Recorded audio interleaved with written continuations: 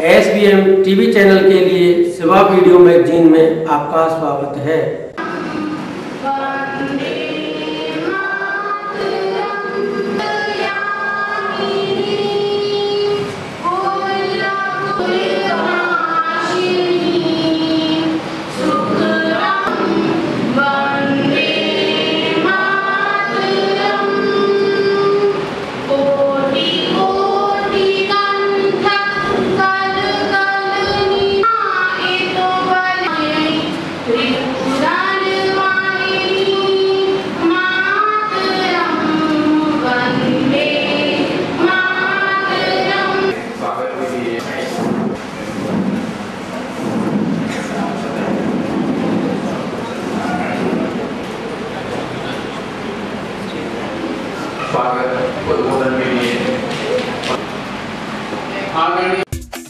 जैसी कोई बात नहीं है, क्योंकि भाव बांटने का मौकशीलता कितनी बड़ी है।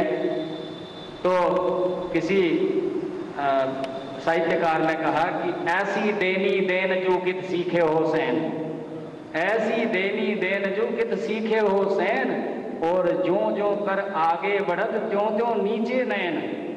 तो बिहारी जी का जवाब था, सॉरी रहीम जी का था कि देने वाला दे। ये मौका मिला न केवल मेरी ओर से बल्कि नगर परिषद परिवार की ओर से, सभापति जी, मैं और हम बोर्ड के सभी माननीय सदस्यगण। ये जरूर है कि आजकल आर्थिक चुनौतियां सबको सता रही हैं, और ऐसे सता रही हैं आज के युग में, खास तौर से हमारी अगली पीढ़ियों के लिए संस्कार के दिशा सूचक यंत्र यहीं से मिलेंगे।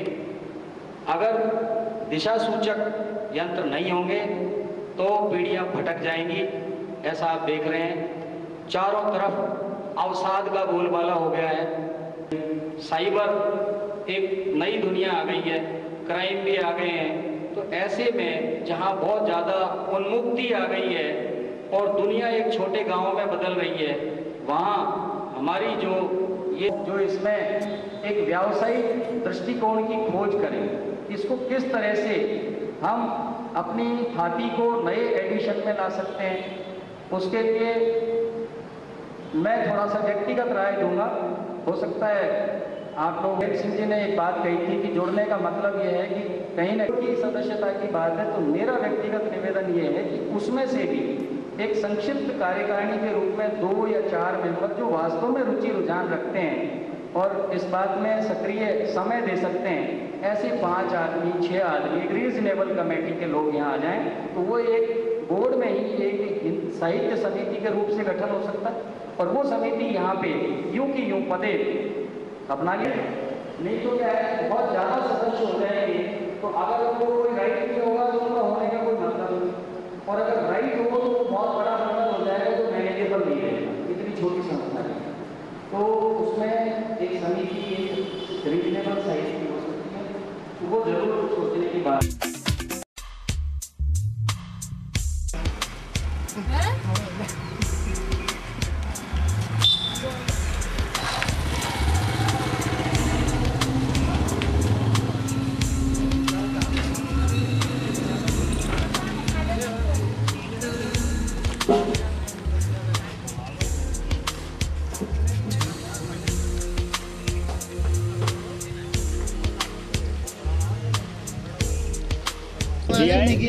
ने एक और 4-4 मीटर पर पुलिया बना दी गई है आज ऑफिस द्वारा। हम संजय नगर के रहने वाले हैं, और जो आप ये देख रहे हैं लोहे का जो पुल सा रखा है, ये आम रास्ता है, और आम रास्ता होकर के अंदर विकास नगर कॉलोनी में बाईपास होते हुए हॉस्पिटल तक भी जाता है ये रास्ता। इस रास्ते की सुविधा के लिए हमने नगर परिषद से काफ़ी प्रयास किए और हमें इसमें कोई सफलता नहीं मिली, और सारी कॉलोनी का हमने मेजरनामा बना करके दिया, उसके बावजूद ही हमारी कोई सुनवाई नहीं हुई। और जब सुनवाई नहीं हुई तो हमने मात्र ये एक हल्का सा छोटा सा सहारा उनसे मांगा है, जिस पर भी वो ऑब्जेक्शन कर रहे हैं। और दूसरी बस्ती वाले लोग ये चाहते कि इनको ये सुविधा मिल जाए। स्वीकृति देने के बाद ऑब्जेक्शन कर रहे हैं और स्वीकृति देने के बावजूद भी उनकी स्वीकृति भी है।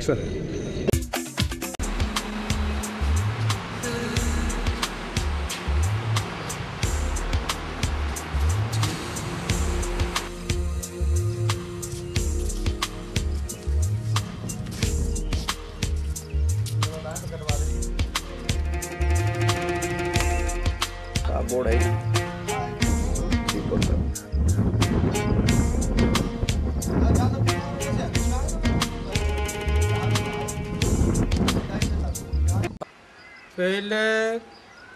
पहले पपीता खाने के लिए बाहर बैठे हुए थे। बाहर से हमें 8 बजे 9 बजे से बुला के ले आए थे। लेके फिर मैंने कहा महाराज पपीता वगैरह दूध वगैरह पी लो। फिर अपना हाथ में पपीता काट के पिए हुए हैं, पपीता काट के खाए हुए हैं। खाए के फिर दूध पी के सो गए सुबह से। कहले मेरे को ठंडी लग रही है।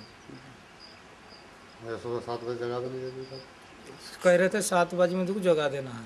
ठीक है, फिर मैंने 7 बजे नहीं जाओ, 6 बजे हम देखे 6 बजे खाट में कोई नहीं है। बोले बाबा कहाँ गया हुआ है मालूम नहीं पड़ी।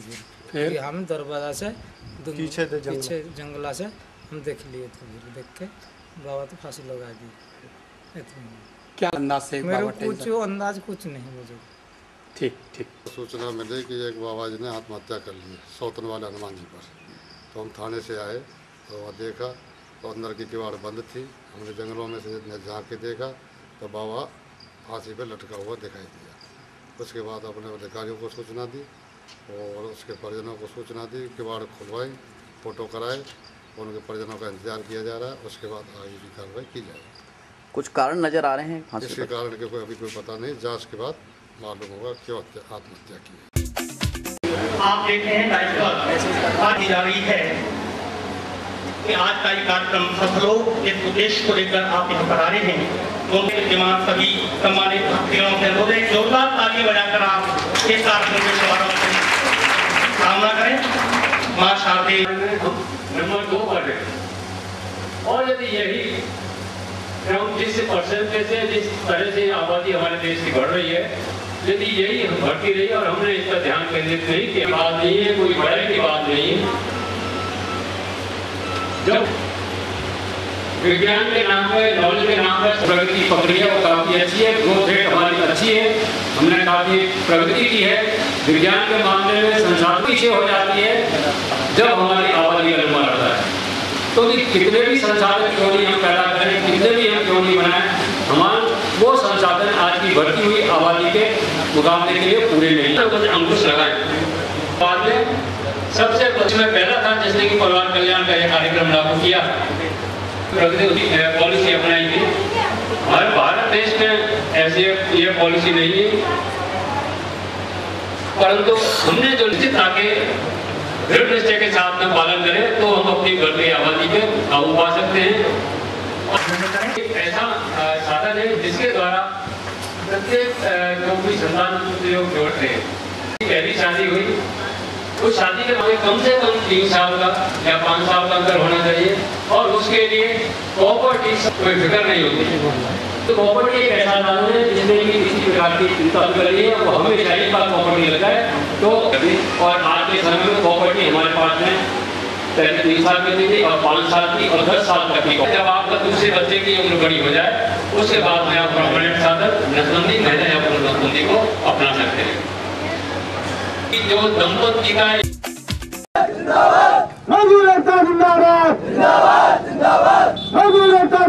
ये दुर्गा चोरी और सीना चोरी आप लोग खूब जान चुके हो।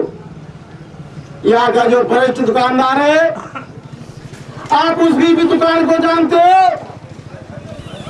कि ये कैश की पॉलिसी है, तो आप सब चीज तक परिचित हो। और आज मैं खुद बता रहा हूं आपको कि आप लोग तो कुछ भाई अंदर जा चुके हैं पहले और अब सब एक समान है, एक ही छत के नीचे। पर दोस्तों आप किसी के फोन के जरिए किसी के कैसे भी जरिए संपर्क हो रहे हैं और एक ही भाषा है कि आप आ जाओ, आपको लेटर मिलेगा। वो लेटर भी दो तरह के हैं, जो हमारे एचएनडी भाई को मिले, पीछे की जेलों की धूल भी नहीं है। आप नौकरी कर लो, तनख्वाह ले लो, हर महीने आपका हिसाब बराबर है, आपको ग्रेजुएटी नहीं मिलेगी। और लिखे ना कि जहाबान बाग तक क्या कह रहा था कि नौकरी करो, हर महीना तुम्हारा कॉलम पूरा, ग्रेजुएटी फिर बेकारों में नहीं आ रहा है। आपकी जीत अवश्य होगी, मैनेजमेंट बरात हो रहा है, ये तो डरा रहे हैं, थोड़े जाते रहते हैं। इनका तो शुरू से ये काम रहा है, पहले भी आए और पहले भी चले गए और अब आए अभी चले गए। इनसे घबराने की जरूरत नहीं है। आप अपनी एकता को बनाए रखें, बस मेरा ये कहना है। मजदूर एकता जिंदाबाद, मजदूर मजदूर भाई भाई रहेंगे। बेटे के बंदर की लकड़ी बन गए, उठो खड़े हो, जो लकड़ी से उससे नाच रहे। आरएन तिवारी जैसे कहता है वैसे ही वो नाचते। उनका कोई स्वाभिमान नहीं, कोई मान सम्मान नहीं, भाई बिरादरी नहीं, उनका एक ही है आरएन तिवारी। तो दोस्तों, आप लोगों से मेरा कहना है, जहां तक इसकी बात करते हैं कि हम आपका उसे उखाड़ देंगे, कि आपका टेंडर को उखाड़ देंगे, आप लोग सोचो, टेंडर उखाड़ वाले बहुत मर गए और मर जाएंगे। आप अपनी एकता बनाए रखो, इनके टूट फूट बहकावे मत आओ। अब ये घर घर आपके दस्तखत देंगे, क्योंकि इनकी बड़ी बेइज्जती हो रही है कि कुछ नहीं पहले की तरह चले जाते तो इनका बड़ा स्वाभिमान होता।